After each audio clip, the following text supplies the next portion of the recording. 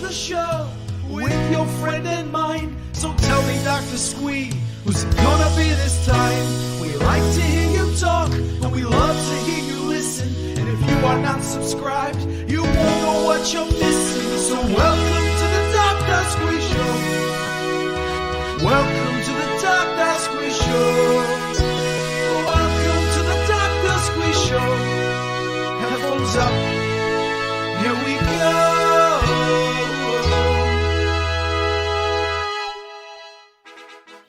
Welcome to the Dr. Squee Show. Tonight, Squee welcomes... And now here's the man himself, Dr. Squee.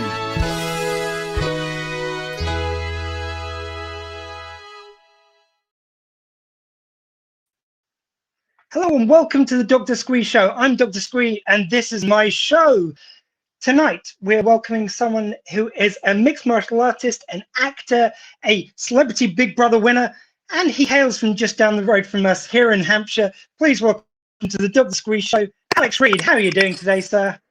Hello, Dr. Squee. Are you actually a doctor? The license is still under review, so we'll let you know. How you doing? Nice to Good, talk to thanks. you. A fellow Hampshire. I'm a Londoner now, but born and bred in Aldershot, home of the British Army, full of squaddies. And I'd often go down to Southampton. Yeah.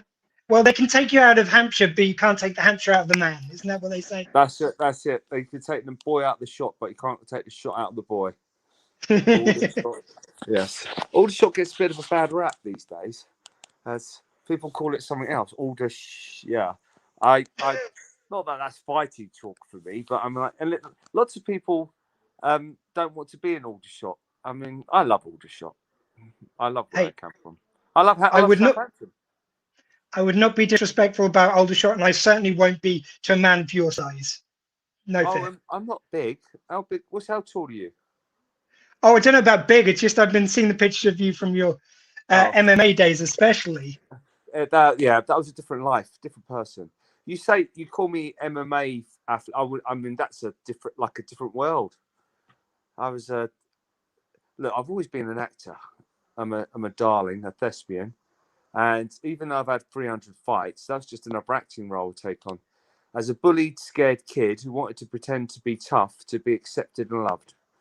But now I know I'm tough. I don't need to go and fight men in cages and do silly things.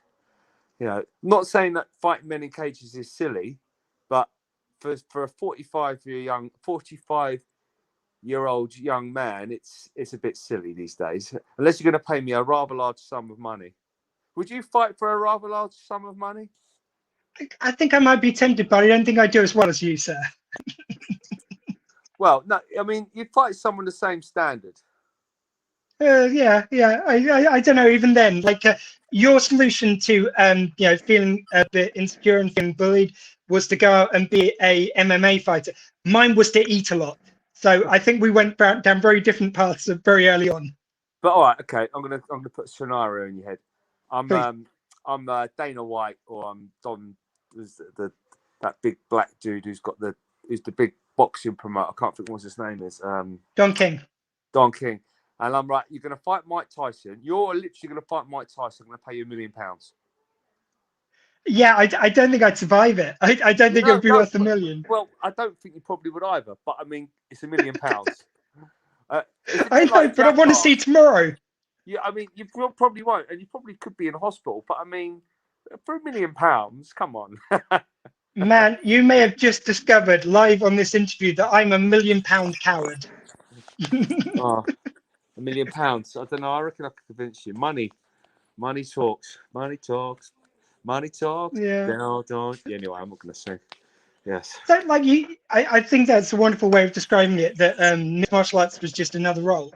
But yeah, how do you end up going down that avenue? From what I've read, you started off doing kung fu and karate, and then kind of led on from there. Yeah, as bully kid, I would escape being bullied by into an imaginary fantasy world of Dungeons and Dragons and superheroes, and other superheroes, real life superheroes, people like Bruce Lee, Jean-Claude Van Damme, Rambo, Terminator. You know, those were the sort of people that shaped me as a young man. I wanted to be a tough guy, and also I was a bit of a vigilante. I wanted to be like Batman or Edward Woodward, the Equalizer. And having seen lots of horrible things, I was also I was always a warrior in the sense of I wanted to protect people and stand up for what was right. I watched too much He-Man as a kid. Did you? I don't know. How young are you? Oh, I'm much the same vintage, just a couple of years behind, but not by very much at all. So yeah, He-Man's totally in my You grew up wheelhouse. on it. And He-Man was a good guy. He was a little bit homoerotic in his like bondage outfit, in his fluffy pants and Ugg boots, going around slaying people with his magic sword. And he was clearly on steroids. But I mean, that's what shaped kids. I've got to go and fight the And bad guys. Brendan, you went from that role model to MMA. I can't see any links myself. Well, I don't slay people with my magic sword, and I don't wear fluffy Ugg boots. No, that's true. That's true. But you know, to anyone could end up going down that path, but to take it to What, the fluffy Ugg extreme, boots? that's possible too. But And bondage outfits. but there has to be something different about someone who ends up being a 300 fight champion. That's not a bad kind of record for someone who was just trying to escape the bullets. Yeah. I don't really know what the question is. Tell me. Ask I guess the question is, sorry, no, good point. Question is, what then drove you to not just do it, but to become kind of quite dominant in that world, to become kind of a champion? That wasn't me. It's not that I'm schizophrenic. I do believe we all have multiple personalities. We're different people in different situations. The stress and horrible things that happened to me, I'd become a different character. I've just recently discovered I wouldn't say suffer, because I wouldn't say it's suffer. I was born with it, autism. And I've learning a lot about it. I've always become these different characters in different situations. I mean, everybody does. You're a different person to your children, to a different person to your lover, to the person down the pub, to someone on the building site, or to your boss. But even more so, at an early age, I'd become different people because of to be able to coping mechanisms and tolerate and to feel okay about myself. So I'm super confident, but there's another part of me, and there's a little boy inside crying, like, "Oh my God, what's going on?" You know, which is great if you want to be an actor, because guess what? That's what I love doing, acting, because you get to pretend to be different people, and you get to use all these different emotions in a great medium. It's very cathartic as well.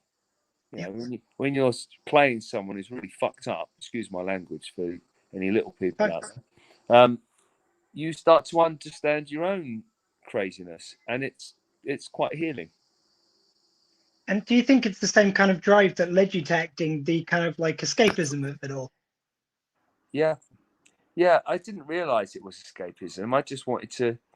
I mean, what kid doesn't? I don't know. I mean, as a kid, I would always pretend to be a knight in shining armor, or a spaceman, or a cowboy, or all sorts of different things. You'd pretend to be different people, or you'd play with your little toys, and I'd create imaginary worlds before we're all glued to what we're looking on now, a computer or a smartphone or an iPhone, in the days when we actually used our imagination.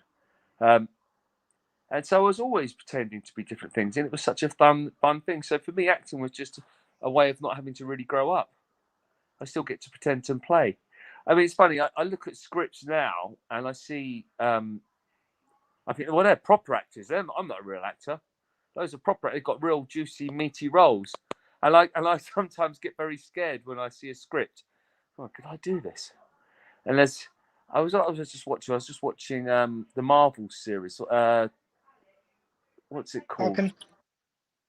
Can you hear Falcon me? and the Winter Soldier, or No, WandaVision? WandaVision. I mean, how brilliant are those actors in that one? I can't think of the name. The English actor who plays Vision, and Paul Bettany. Well, sorry, Paul Bettany. that's it. fabulous actor. And the lady who plays Wanda, I mean, I was really, wow, look, I can do that. I mean, I see myself doing that. And I've actually played similar roles to that. But I mean, why I say that's daunting is because they're the lead. The whole show rests on them. It's like being the lead and they've got massive dialogue and such backstories, and they're showing all these. That is just wonderful. So I find it intimidating and scary. But me sitting here right now, well, can I do that? But listen, I'm a guy who's also got in a cage with world class, world champions to fight, and I'm like, that's bloody scary as well. But I still did it. Yeah, I jumped out of airplanes as a paratrooper. That was really scary. I'm never going to be able to do that. I mean, we all have those moments. Tell me if you do, and you think I can't ever do that. And then I don't know you, Master Squee, Doctor Squee, but I don't know what you've accomplished in your life, but have you done things where you think, oh, I can never do that, and then you look back on it, well, I knuckled down and did it. Yeah. There's like a little boy scared sometimes. I've got to go and pretend to be a real grown up today. I can tell you an example from my day to day. When I was at school, I used to be so scared of reading because, like you, I was bullied. I wasn't a confident reader. I had dyslexia, and reading out loud in front of the kind of class, they always used to do the little wind up symbol just to kind of get to me. And today I was kind of reading out a story in a team meeting in my day job, and just there was a moment when I thought, I'm actually doing this in front of a team which I'm a team leader for, and it's just it's those little moments. Sometimes it may not be mixed martial arts in front of me, Yeah. go through some of my slides, but it's an I hear what you're achievement. saying. I hear what you're saying. I mean, that happens to me as well. I mean, people always say about mixed martial arts like it's a really amazing big thing, and I mean, to me, it is now. When I see, in the background, I've got I'm not watching as much. Give me 1 second. I've got my missus in the background, and I can hear her. That's part of my autism, you know. If someone's having a conversation, I might focus on sound. So if you could just bear with me for 30 seconds, I'll just. Of course, so. So come on. This has to be kind of a good message to anyone who's watching. Maybe he's experiencing bullying or has in the past. I'm You back. can be a mixed martial artist with it. You can read a story out to a group of people. These things can happen. I just thought I'd take the moment for an inspirational message to the people. Good. That's for me. I've noticed this. If I hear a little sound, it really distracts me unless I'm in character. That could be very dangerous as an actor. You're on stage and somebody's. Well, hang on a minute. You're getting actually heckled. You're trying to go over your lines and someone's heckling you. I'm all right on film. I tell you why on film, because you have the comfort of you could do another take. You can't do another take on stage live. That's why I liked One Division as well, because I have done a live studio audience while I filmed. I did a show many years called My Hero with Ardal O'Hanlon. Yes. It was a superhero, and I was the 2002. It was 2002. Blimey, Ultron special new edition he got a new body, but that was tough.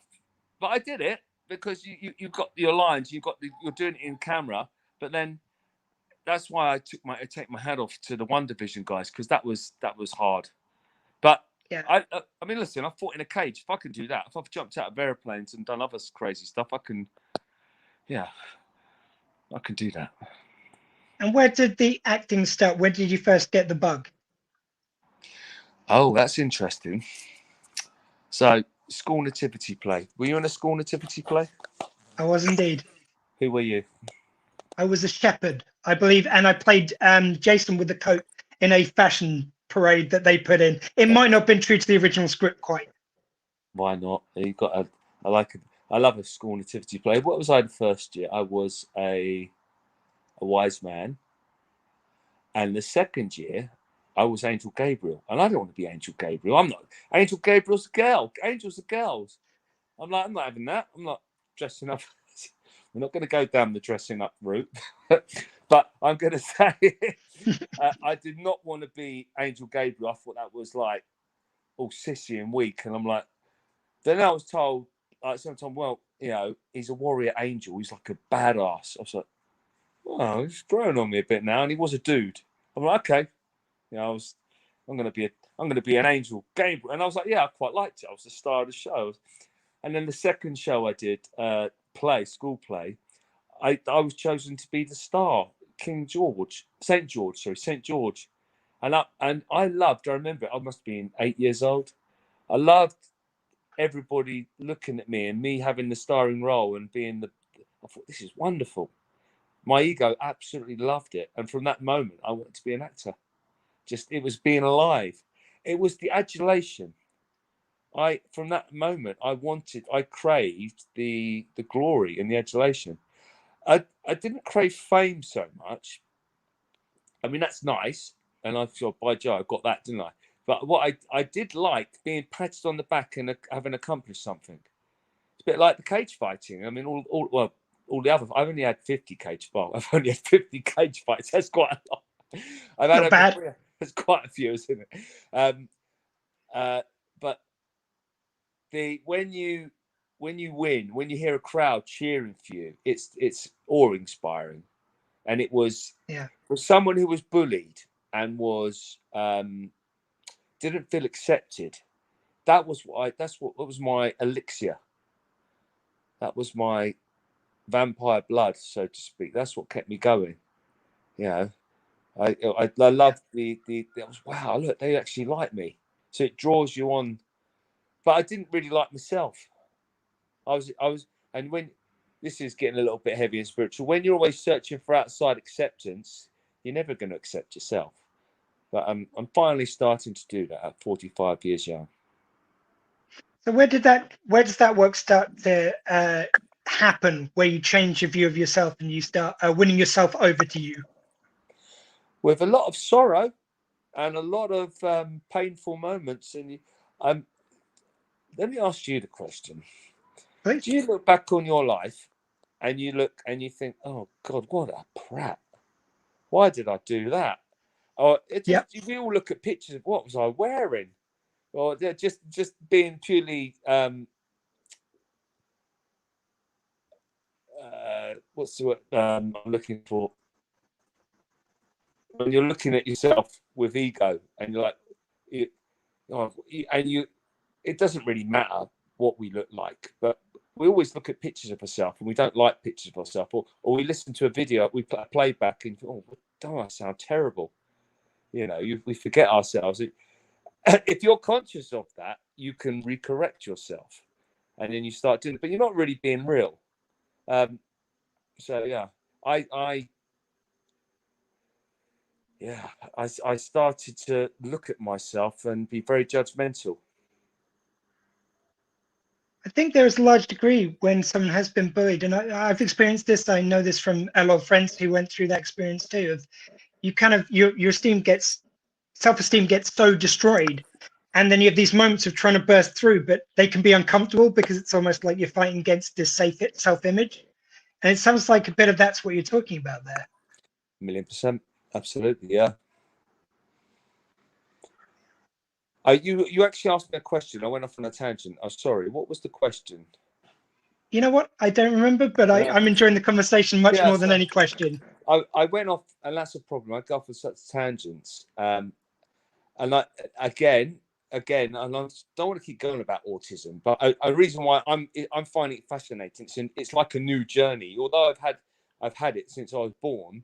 Now I've only just all right. That makes. I will go off on a tangent and start talking about something, and there's a reason why I'm talking about it, because it's connected. But then I'll forget what the actual first subject was. And I've seen so many of these interviews I've done, and I'm like, what's he talking about? And then I'll come back to your question, which you were talking about at the end of the session. So hopefully we'll remember it somehow. It'll come back. And that's quite an autistic trait, apparently.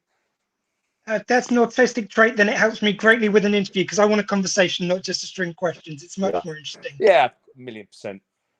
But I often, do you know what? When I've done these interviews on TV, where you've got like maybe, I think, 7 minutes on a talk show to get your point out, to promote something, and I'm there, and I'm like, shit, I didn't even mention the bloody subject that I'm on there for. So, I mean, I've learned through a lot of pain Oh, that's something we were talking about. Why did I start changing? I've suffered a lot of pain and a lot of silly mistakes. I've learned by not getting out. I've got 7 minutes to get my message across, and I haven't told it. So you learn after a while, after, excuse my language, fucking up. Right, I haven't got long here. I need to make an impact. This is what I've got to say. Stick to the mission, Reid. Stick to the mission. What's the mission? Oh, what is the mission? I can't remember anymore, but we're having fun here. This is quite fun, isn't it? It's nice, isn't it? This is fun. This is good. And we'll get onto the mission, which is, of course, your new film, Sensation, which is on Amazon Prime on the 16th of April. And we are going to talk about it, but we've got some other stuff I want to get into first. See, I'll help you with the mission as well, because I want to be a team player here. One thing, I hope that this is accurate, because I found this on IMDb and they were always a little bit shaky, but is it true you popped up as a German policeman in Tomorrow Never Dies? Oh, blimey, yeah, that's right. God, James Bond, come on now. He was lovely. That was Pierce Brosnan. I did a lot of extra work as a young man. As I just left the army, and in films they always want soldiers, and it's great. I made not bad money as well. I think I probably made more money as an extra than I have done as an actor, because although you're not earning as much, you're working all the time, and it's fun. You're on all these different films, but what I remember was having seen the very first film I did was Judge Dredd with Sylvester Stallone, but Pierce Brosnan stood out because he was very kind and lovely, and he was pleasant to the small people. Not that I feel a small people, but in terms of the film industry, and that was great. That was fun. Brilliant. And the other one, you did Hollyoaks for a year period. Is that correct? About a year you were in that? Yeah, that's it. That was an actual. That was my first reasonably decent role. Seems like such an experience to do something where you've kind of got to get so many shows out, and I'm always in awe of that kind of the amount of output done by a soap opera like that. Oh yeah, it's a fast turnaround. So you're learning you have to be quick and on the money, and that's stressful. Having done film, you've got the luxury of taking your time for a scene, but in soaps, if you don't get it right, they just like. Oh, I remember once it was the most horrible. Very young, freshly out of acting school actor on the set of Hollyoaks. My second episode, and I just couldn't get my lines. Oh, I was thinking, this isn't good. This isn't good. I need to make an impression. And that's the worst thing you can think. You're not in your role. You're concentrating on. You're feeling your blood pressure rise. You're totally stressed out. It's the most horrible experience in the world. But character building though. Character building. How do you build yourself up in a moment like that? We just have to survive. I've seen it happen to other actors as well, and it's hopefully you get the callback that you don't, because you don't muck it up so bad. Oh, he's no good. He's that happens to so many people. And I've done some great. I was a terrible actor when I started Hollyoaks. By the end of the year, I was actually reasonably good. I thought, okay, I wasn't like I was good at soap acting, which is you know how to you get good at a job, don't you? Repetition. But then there's doing a play, or being the lead in a feature film. That's something else. I mean, a feature. Listen, I've been the lead in some films, but there's a difference between the lead in a film which is 20 grand to a film that's 20 mil. Yeah. You see what I mean? And that's where I hope things are going to be going, and they are starting to. Let's talk about my acting career.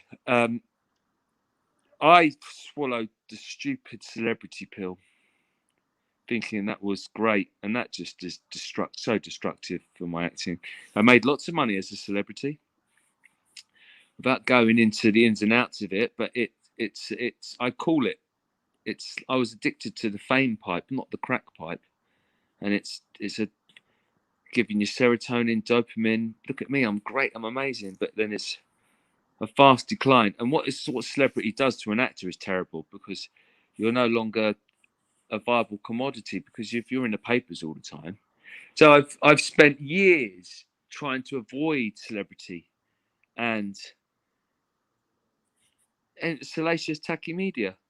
No one can ever completely avoid it, but I mean, I don't choose to go into that now, and I now have inner peace, which is, although I'm not as young and not as I've missed some opportunities, I now feel great in the respect of I feel reborn, because I feel confident in many respects, because I know myself and I trust myself, and the most important thing, why? Because I accept myself, and with that, I'm like, okay, you're all right, Alexander Reid, as I'm Alexander the actor.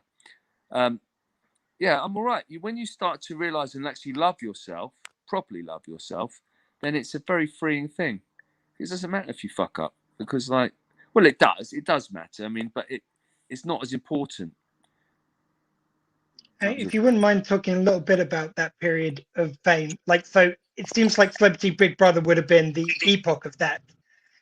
That seems like such an interesting experience. So when you went in, one of the first things you said was you wanted to turn the boos into cheers. Yeah. At the reaction of the audience. Tell us a bit about your feeling at that time. I was off my head, not on drugs, but on the situation. I mean, anyone would be. It was surreal. I had some notoriety, fame from my martial arts. I've already had, at that point, 300 fights. That was 10 years ago, 11 years ago. I don't know how many I've had since, but I had some minor celebrity because of my martial. I've done some acting as well. I'd already done Hollyoaks and a few films here and there, but it was a small bit. I was a small time, but all of a sudden I'm catapulted everywhere because of certain relationships and salacious media. It's wow, It was. I've said it many times. I call it the LSD years. I wasn't taking LSD. Having taken LSD many moons ago, it is the only thing I could compare life to. Life wasn't real. I mean, imagine going outside. Everyone knows who you are. Everyone. And that's weird. And that wasn't me being big-headed. It's like that's how it felt. Or you go, and everyone's, and it's nice some of the time, and it's really great for your ego, but then you can't turn it off. And ever, and then it turns bad and nasty. So it's. Yeah, and then there was a lot of horrible stuff, which I'm not going to make this negative interview, but there was so much sadness, and there still is utter sadness. There's some things I will talk about. The ex-wife did a massive revenge porn campaign, which is horrendous, and it's so much sadness. I kind of let that go in my head, but the injustice of someone who fights for trolling and bullying, and I've been so trolled and bullied, and that was nearly. I'm not trying to make this an anti-hate campaign against her, but it's what it did. It almost destroyed me and my family and everything I was building up. Because I was in a very high-profile relationship, and then that broke down, and then I became and I'm sure in any relationship it's not 50-50 in terms of, it's not, sorry, all one side, it's 50-50 in terms of problems and scenarios. But I mean, I became the scapegoat, and in another relationship, another high profile relationship, it's like I jumped from the frying pan into the fire. And there's still some real sadness there, which I can't for legal reasons go into. But I can tell you, this is what I can tell you. The sadness I've used as a positive energy to make me form a foundation called the Bob Reid Foundation, which is a foundation for parents who are struggling in the family courts, which I can tell you is there's so much injustice, and it's not helping. This current system is, as someone who wanted to be a soldier to fight for freedom and to make the world a better place, but not kill kids in other countries, and I left the army, this is now my fight to help society, because it's ingrained across the whole world. There's a few countries who have got it right, but the family court systems across the world are horrendous, and they're causing misery. And there's people who are profiting off this misery. Big companies, and the government knows about this. For instance, I'm not going to go on and on about this. I'll talk about this very quickly. There's a company called CMS, which is Child Maintenance Service. And understandably, when a partner splits up with another partner, if someone's working, they need to provide for the child. So they have to pay money. But there's so much corruption, and this is evidentially backed. This isn't me talking. I've got many groups, many politicians involved. There's 2,900 suicides a year due to CMS inflated arrears, and this is causing people they can't pay. They're left with no money to live on, and they've got other children, other relationships. Now, all right, because that's a lot of suicide. What does each suicide cost the taxpayer? This is horrendous, 1.7 million. So, how is this good for our economy and society? This is in our country. In Holland, or is it Denmark? I'm never quite sure if it's Holland or Denmark. I think it's Holland. The government, the parliament completely resigned over the same issues of what's going on here, and it's much worse here because of the scandal which was going on with their version of CMS or CSA, Child Support Agency. And I don't want to go on, but why I'm talking about this is because all this pain and misery has made me right. Okay, let's use this. Let's use this pain.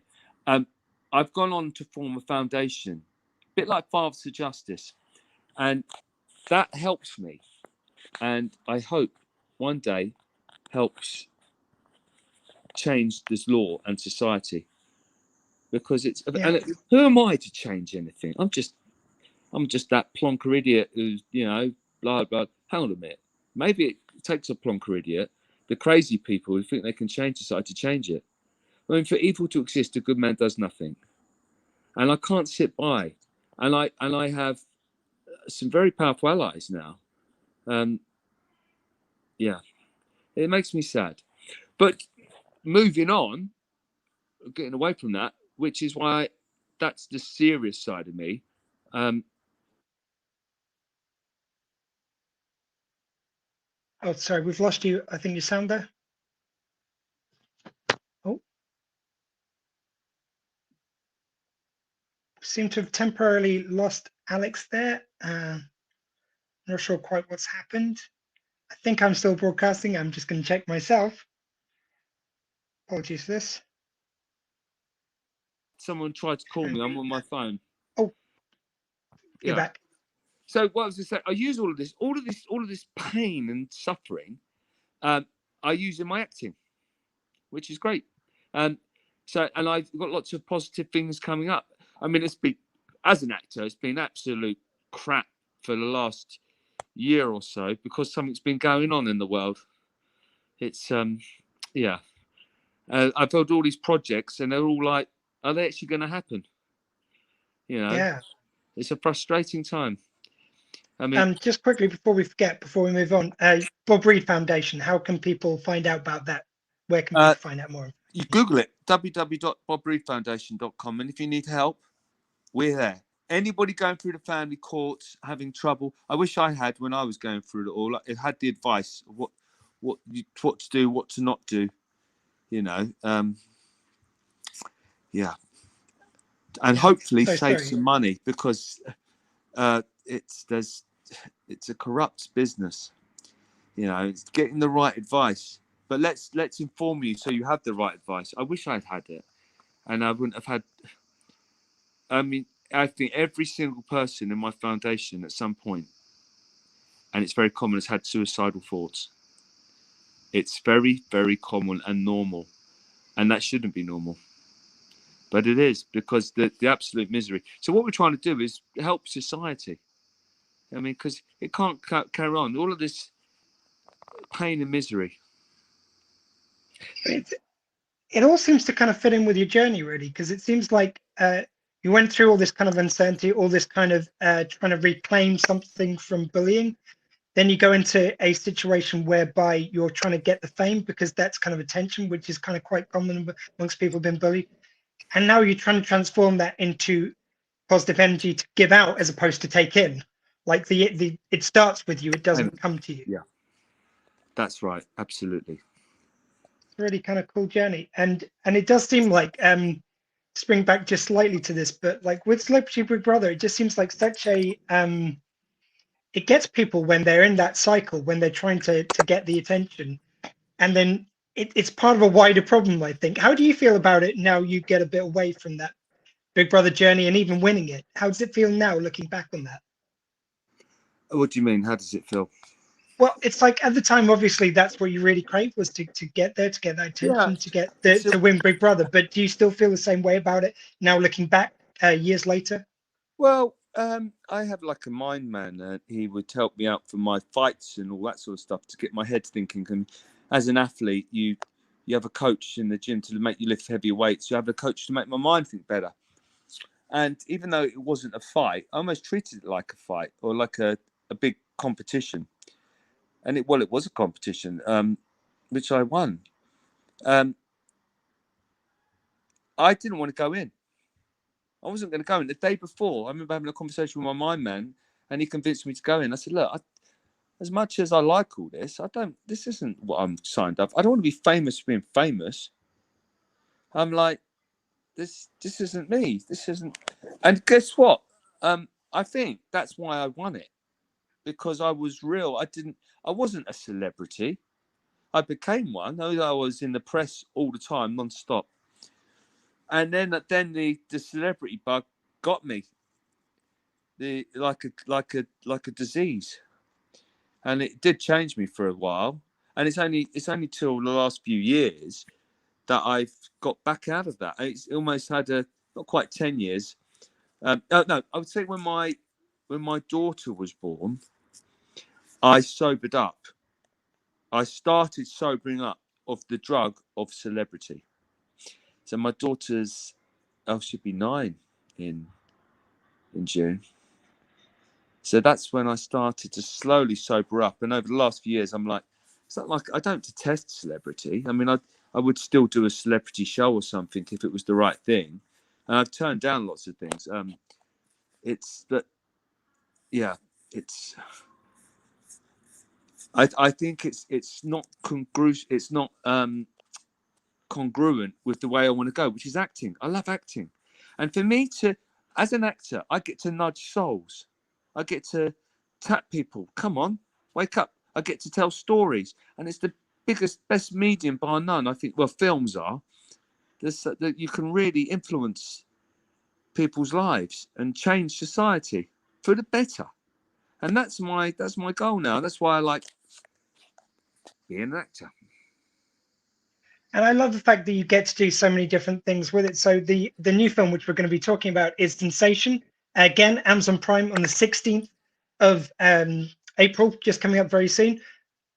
And you're playing kind of the heavy, but it's kind of in this world of a very surreal kind of like, how would you describe the film? It's very difficult to put into words. Let me go. So I auditioned for this role, and the film looked great because it was like a secret society of like I think it was like ex-Nazis, and they were like they've no longer Nazis. They've gone on to form their own secret society, and they're doing experiments on conjoined twins to see. And I'm sure this sort of horrible stuff went on. I've not done actually, I did do some research. They did horrible things. The Nazis.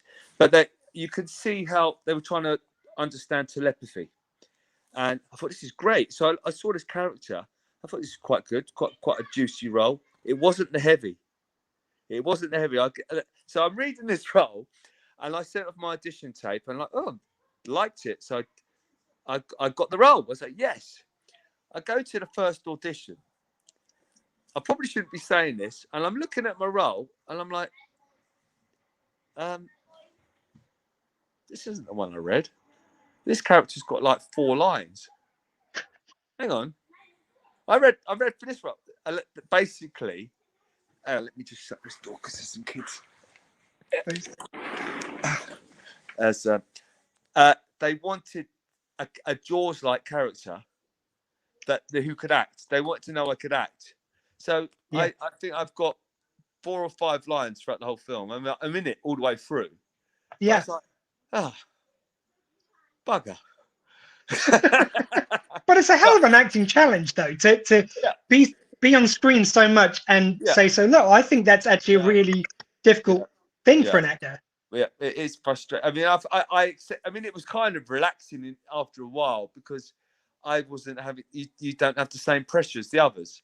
I mean, I still got to get my time, my lines. That's just why I go back to One Division because they had so much to do. They had to do dance moves and martial arts and as actors and put on different voices and characters. I was and then wire work, and I've done bits of all of this, and I was like. I was kind of a bit annoyed and upset. I mean, I was happy because I'm working. And I said to my agent, I said, right, do you know what? You don't have to do it. I said, well, do you know what? I quite like the role. It's going to be fun. I'm doing something I love. It's getting me back out there. You know, and it was a great film. I mean, I loved the story. I was just obviously disappointed because I didn't have a juicy lines. I mean, my role, though, I mean, so specific through the whole film. Let's look at this. Look at how many lines does Terminator have? Arnold Schwarzenegger in Terminator. Yeah, I thought, okay. And then there's Christopher Walken, one of my favourite actors. He played that actor. He played a horror film, something Sleepy Hollow. Yeah. And he didn't speak throughout the whole film. And he was like he was like the monster character who was Sleepy Hollow. He had his head off, and it was really weird. He doesn't even speak. Such a character, and I thought, okay, if they could do it, I'm comparing myself to Schwarzenegger and Christopher Walken. But listen, the film was great. I mean, it was. I found it very interesting. It's There's kind of a twist near the end, which is all I'll say, and it's very kind of like very twisty and turny. Kind of, you're never quite sure what's going on until right at the end, which I love about it. I mean, I have seen it now. I've seen it myself. I wasn't sure how it was going to be. I was like, I enjoyed it. I mean, I've been in a few films, and I'm like, I don't generally like watching my own stuff because I can't believe it. I like to go in a film and not believe it, not forget that I'm where I am and have it escapism. A bit like I used to go into different characters and become different to escape reality. Well, now I actually like to escape reality by going and watching a film. But when I'm watching, I'm like, I could, that bit's a bit. I'm being so critical. I can't, I'm like, this is crap. This no, any film I'm in, I'm so like I can't switch off. Oh Jesus! I mean, I've done this as well because I've done a few films now, and I forget where I am. Oh my God, it's me! It's really weird when you're watching a film and you forget, and all of a sudden you turn up. Oh my God, I forgot I was in this. That's great. That's great when that happens. That's it's only happened a couple of times. I hope much more. I mean, I've got a few projects in the pipeline, but come on, COVID. Anything you're allowed to tell us about at the moment?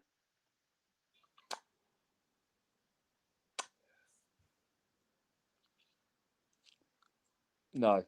Yeah. No. So close. But I will. If and when. Well, it's not a question of if; it's a question of when. Yeah. Definitely, I'm definitely getting the feeling that's with you. It's not if, it's when. Yeah. Yeah, that's nice. So, sir, look, just to do a bit of an NCNDA. That's big. That means it's I know NDA, but NCNDA. Non-circumvent. Ah. No, I mean, look, look, I'm not even getting excited because with what's going on in the world, it's like, it's a scary time. And I don't mean because of something COVID related dying. I'm talking about working. You Yeah, know, I yeah, also run boot camps as well. I mean, I'm just going off to run a boot camp now. And I love boot camps because I love my fitness and health, and it's because acting is, as much as I love it, it's not been it's not been much of it because of, and that's not because of lack of ability. That's just because of something going on in the world. I mean, stuff is still getting made though, but it's yeah. costing a lot more. And it's a lot more red tape, so to speak. Quickly before we wrap this up, I did want to just because I really appreciate your story and kind of how you've kind of got out from under bullying as I did myself. What would your advice be to someone who's watching this who's maybe struggling with issues around bullying from everything you've learned?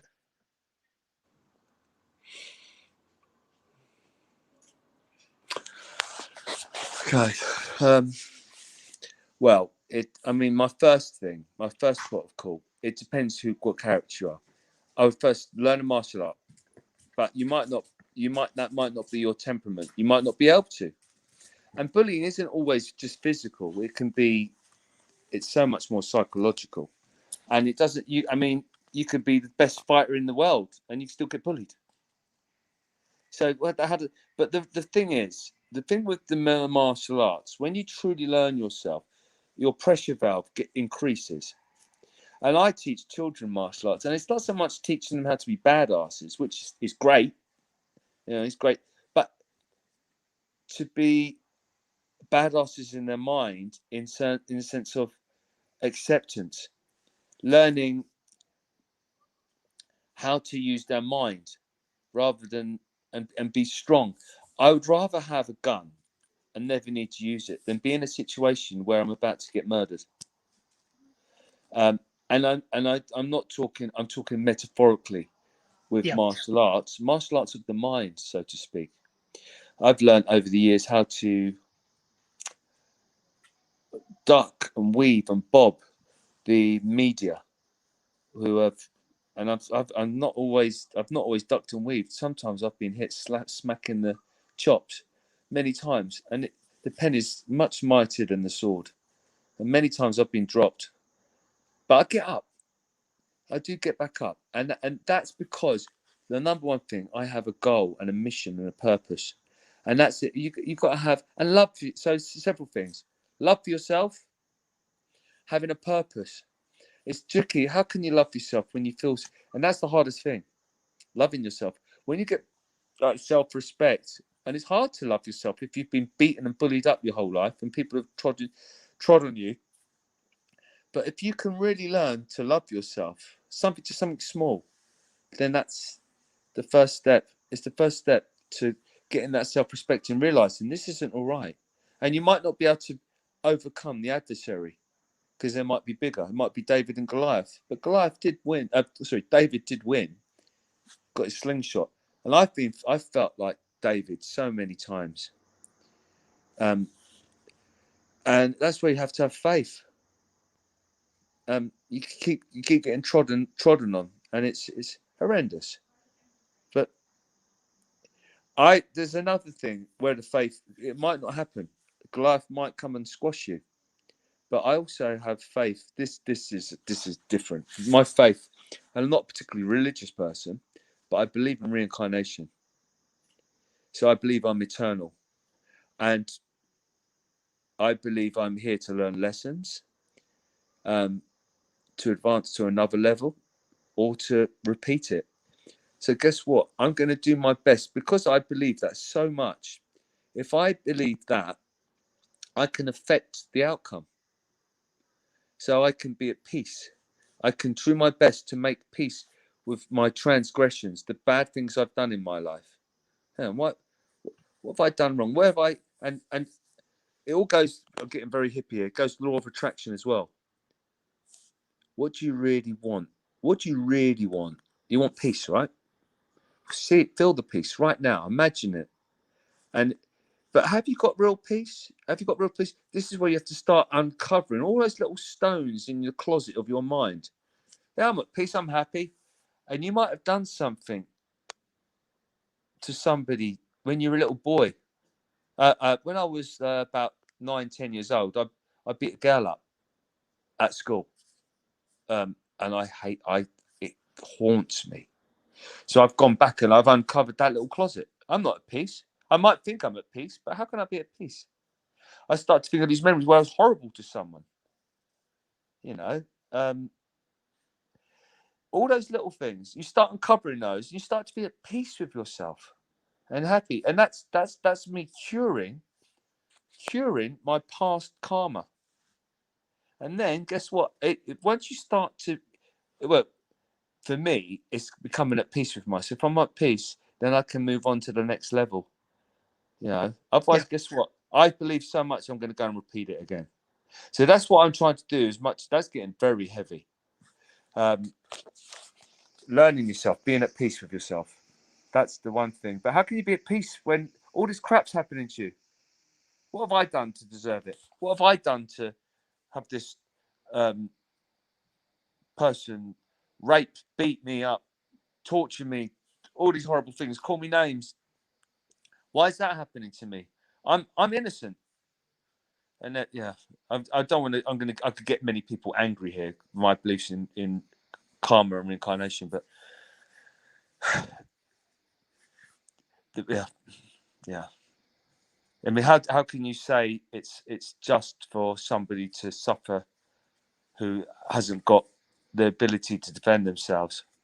It's not. It's not just. It's not just. But they're not aware. But the only thing I can say is if they lead this life, hopefully the next life they'll have some understanding. Although I believe when you're born into the next life, you forget everything. Because if you do, but there's parts of you which are ingrained into your soul, into your blueprint, to reprogram, to relearn, so you can get past that next hurdle.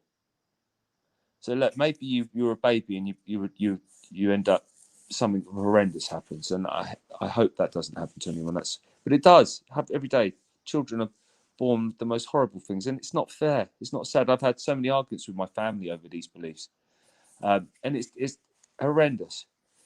And that baby is no longer. But in the next life, which I believe we're eternal, the next life, they have some lessons, some learnings to be able to appreciate something that went on in a previous life. Even though they forget it all, there's a blueprint in your soul DNA, which will learn you. And every now and again, this is getting heavy, we get moments of enlightenment. Every now and again, you get, oh shit, that's the meaning of life, the universe. We all get that. And then you forget it again. Or we all get deja vu. Oh, I've been here before. You get a gut feeling. You go into a room and you meet someone, you get a dislike to them, or you like them, or you love them. What's all that? That's your DNA. That's your past blueprint. I've done a lot of looking at lots of religions. I'm not religious at all, but I'm fascinated by the wisdoms of things like Kabbalah, Sufism, pagans, rich doctors. I'm absolutely fascinated. I'm a druid myself. And I'm just fascinated. Why are we here? What are we here? What's the purpose of this life? And we all stem to bullying. Learn a martial art and love yourself. There you go. Sounds good to me. Alex, thank you so much for your time today. It's been a wonderful conversation. Please, everyone, check out Sensation, which is on Amazon Prime on the 16th of April. Thank you very much. I've had a blast. Hopefully you've had a good time. I have. It's fun. Thank you very much. Thanks, mate. I've been Dr. Squee. That was my show. And everyone, remember, in a world where you can be anything, please be kind.